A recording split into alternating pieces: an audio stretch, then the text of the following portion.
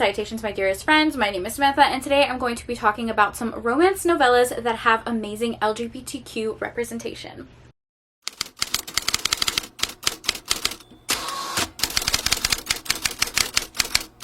Hello, how are you? Welcome back to my channel. Welcome back. I haven't done that intro in a while.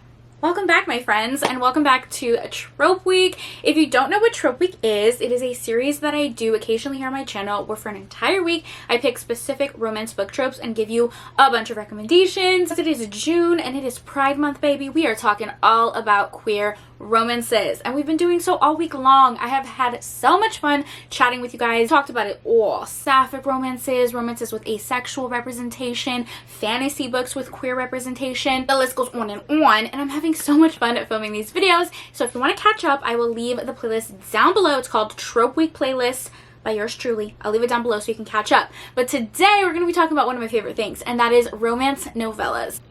My camera wasn't focusing that whole time, was it? Anyways, we're just gonna keep rolling.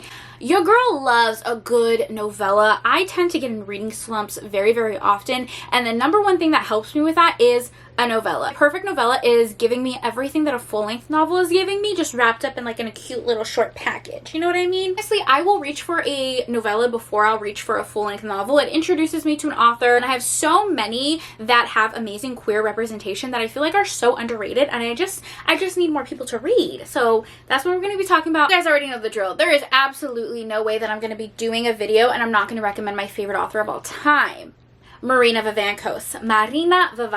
I love her with my whole heart and soul. I do. Hands down my favorite author of all time. Her books are just so incredibly unique and emotional and romantic. Tagline on her website says that she is a queer author writing queer romances, and we love to see it. I cannot describe the feeling of reading a book and seeing yourself represented, not just your sexuality but also your culture.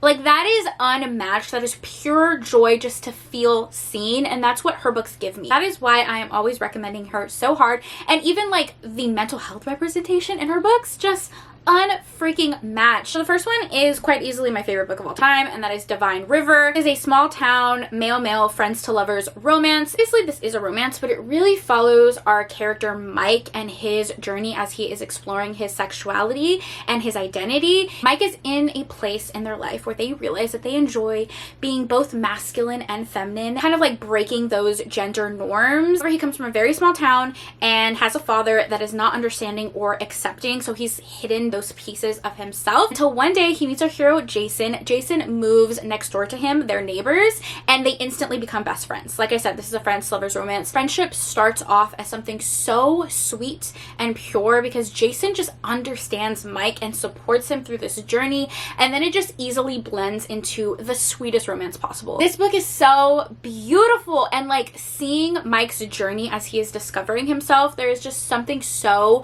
beautiful about it. I was like sobbing reading this book. I absolutely love it, and I recommend it endlessly. Yes, I am counting as a novella because I think it is just under 200 pages, or maybe a little over, but anything under 200 pages I'm counting as a novella. Yes, I am, because there are fantasy books out here that are like 700 pages. So yeah, that's a novella. The next one, though, is actually a shorter one. It's like 60 to 80 pages, and it is Crybaby by Marina Vivancos. This is another friends to lovers romance. Sarina loves that trope, okay? She does it so freaking well. So this book follows our heroes Jason and Sasha. Just realized she has two books with a hero named Jason.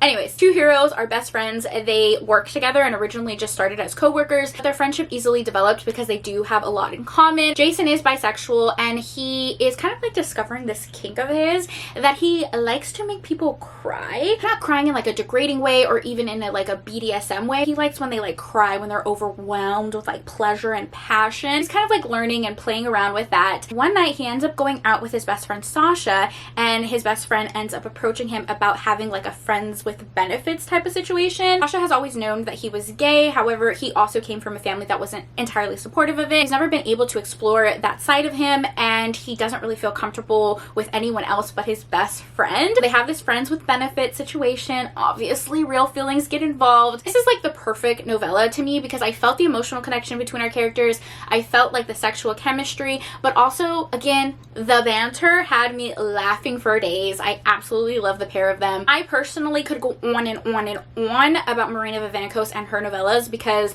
they're all perfect. They're all amazing. I've read her entire backlist and I've given them all 5 stars. So like pick any and you will enjoy them. I'll just continue with some of the male romances that I have, but I do have some sapphic romances that I'll talk about as well. So the next one is Love Language by Jax Calder. This is another friends to lovers novella where 2 characters work together. Ashton and Dominic are co-workers. This has a Grumpy Sunshine pairing. Dominic is this gruff, brooding hero that everyone in the office is terrified of. He literally hates everyone in the office except Ashton. One day at their office Christmas party, Ashton sees Dominic signing to him, but he doesn't really know sign language that well. So he's determined to figure out what Dominic said to him. What really happened was that Dominic was telling him that he had feelings for him. He didn't feel comfortable voicing it out loud because he didn't know how Ashton was going to react, didn't want to ruin their friendship. Follows their very sweet friends to lovers romance. This is pretty low angst, just like a cute novella to pick up. Next one I want to recommend is Only One Coffin by A.J. Truman. This is a vampire paranormal romance. You guys know I love anything with vampires, and this is another male romance that has like a Grumpy Sunshine pairing. The book follows our heroes Magnus and Kilroy. Magnus is a centuries-old vampire, and he has this tradition that during the holidays he goes to this very specific vampire hotel, stays inside, keeps to himself, relaxes. He is very introverted. However, when he gets to this hotel, he realizes that they double booked. Hotel is completely full, babe. Okay, completely full. He has no choice but to share his hotel room with our other hero, Kilroy, who is a newly bitten vampire and is just like a bundle of sunshine. The 2 of them could not be any different. This one is kind of like a romantic comedy. It's pretty humorous, but I did love the connection between our 2 characters. Another one that I absolutely adore is Perfect Matcha by Erin McLennan. I'm starting to realize I have a lot of books with the friends to lovers trope. That's just one of my favorite tropes, guys. I don't know what to tell you. Perfect Matcha is, you guessed it, a male friends to lovers romance. The book follows Theo and Camden, who have been friends for years. Theo actually dated someone else in their friend group, and the relationship ended. It wasn't necessarily on bad terms though, so he is invited to his ex-boyfriend's wedding, and he doesn't really want to show up alone, okay? He wants to show up with a hot man on his arm. Camden has been like secretly pining after him but does not want to ruin their friendship, especially because Theo was in a relationship with one of their other friends. You know, it could get really messy. So he reluctantly agrees to help Theo find a date for the wedding. A lot of Erin McLennan books have a discussion about like feeling comfortable in your own sexuality, very like sex positive, body positive. So our hero Camden does work at a sex toy store, and our hero Theo hasn't been in many relationships, isn't super comfortable. So Camden becomes like his sexy tutor.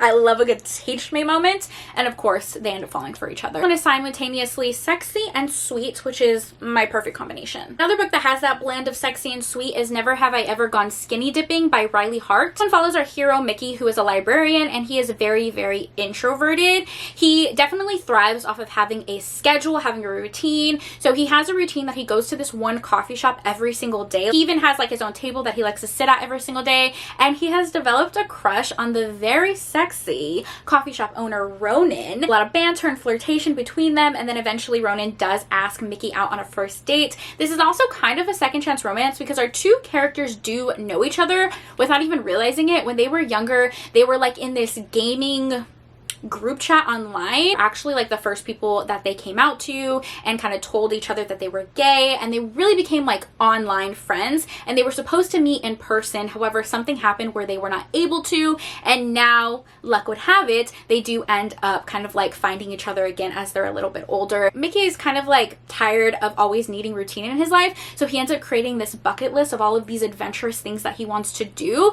and he ends up doing them with our hero, which is kind of cute. Right, this next one is kind of a bonkers plot, but I love it, and it's a dinosaur romance. You heard me right, a dinosaur romance. It's Smash and Grab by Maz Meadows. This is the first book. I think it's called the Relic series. I love the whole series, okay? Dinosaur shifters, amazing. This book starts off by following our hero Dalton, who is a dinosaur shifter. He works with other shifters to collect and protect ancient artifacts. A huge black market that is collecting stolen artifacts, and his job is to like track them down.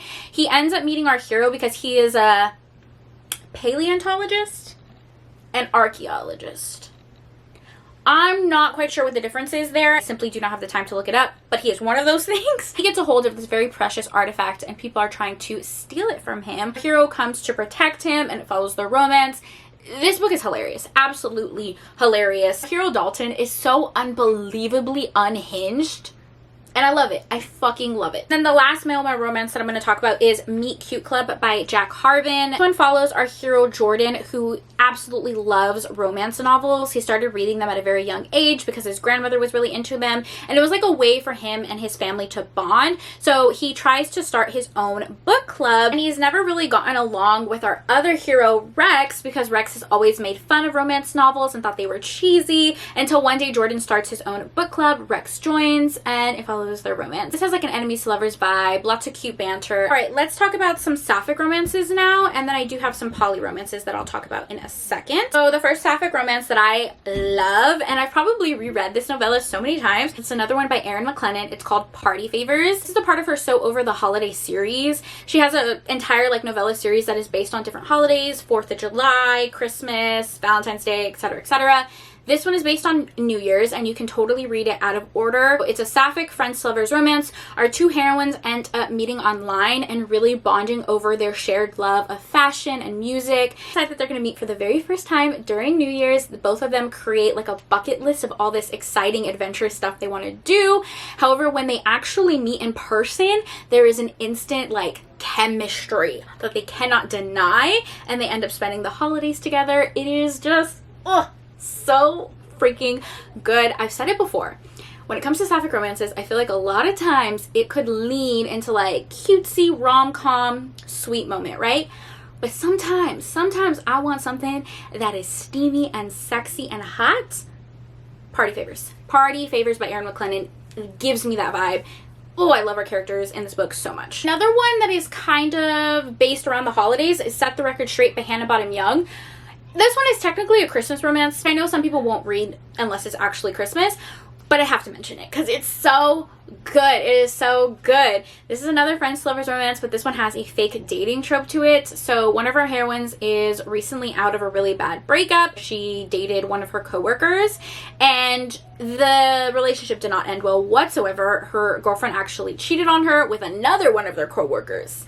Messy. And even had the audacity to invite her to their Christmas party at their new house. Her best friend, who is straight, or so she thinks, ends up offering to be her fake date, and they end up fake dating throughout the holidays. The reason I love Friends Lovers so much is because our characters are like the true definition of soulmates. Feel comfortable with each other. They already have that banter and that trust, and then you just add like sexy times on top of that. Top tier, unmatched love. Adriana Herrera has a holiday novella that's also sapphic. It's called Mangoes and Mistletoes. If you like the British baking show, then you'll really like that one. Our two heroines end up competing for a baking competition and end up getting paired together in a challenge, so they have to work together, but of course they fall in love. Next one is Being Hospitable by Mika James. This one is a brother's best friend romance. Our heroine Charlie has been pining after her brother's best friend Kiki for the longest time, but Kiki has never wanted to like ruin their friendship. So she actually ends up living with Kiki because she gets an internship that is really close to her house. So Kiki offers her a room and she takes this as the moment to shoot her shot. She's walking around in some sexy lingerie. She is flirting. She is ready to get out of the friend zone. And she succeeds, okay? This one also has a light BDSM element to it if you're into that. Another sapphic novella is Don't Tell Me No by Honey Chanel. So in this book, our heroine's husband is trash. He is absolutely trash. He ends up getting them into a lot of debt and also stealing from his company. His boss, the CEO, ends up finding out about the situation and he is groveling. He is willing to do whatever he needs to do to get himself out of this situation. And you know what the CEO wants? You know what she wants? She wants his wife. She is like, listen, I can treat her way better than you ever could. So her trash husband literally sells her to his boss. Okay, a contract is drawn where our heroine quite literally cannot say no for like a weekend. Like she has to do whatever the heroine says, which it is consensual because she does sign to the contract and agree to the terms and yada yada yada. As she is spending a weekend with the boss, she realizes that she's being treated like a queen. She's being treated way better than her husband could have ever treated her, and it follows the romance. This is another one that has BDSM in it if you're into that. So yeah, I really liked this one. Very sexy. If you want to read a monster sapphic romance, let me recommend to you Little Green Vines by Britt Andrews. Our heroine lives in the forest. There's a section of the forest that she knows not to go into because it is told that a monster lives in there, but she cannot help but be drawn to it.